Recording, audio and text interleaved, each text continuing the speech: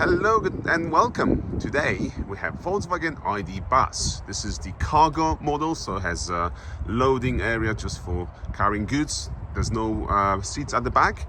And what we're going to do in this car is to install the original Volkswagen reversing camera. So at the moment, the car has no camera at the moment. You've got only lights for the to illuminate the registration. So the camera will be going here. And let's just see inside as well the spec to check what options the car has. Obviously it came with the front and rear sensors already pre-installed, as you can see them here. So the big car comes up and you've got the front and rear sensors showing up. Obviously no camera. This is something we're going to add now. So let's get the car into the workshop and we'll show you when it's completed.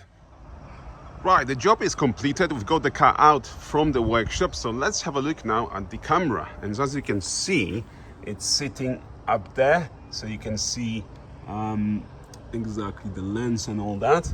And you probably can't even see it from here, so but it's just there.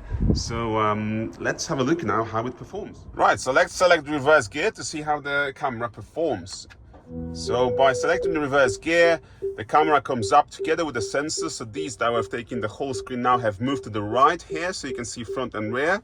And at the same time, you've got the reversing camera showing with the edge of the bump at the bottom of the screen here. You've got the guidelines, which is moving guidelines. So when I move the steering wheel, they follow left and right, depending on which way I'm turning the steering wheel. So this is done to the factory specification, including 3 years warranty. For more information, links will be in the description. Thank you for watching this video and see you in the next one. Bye bye.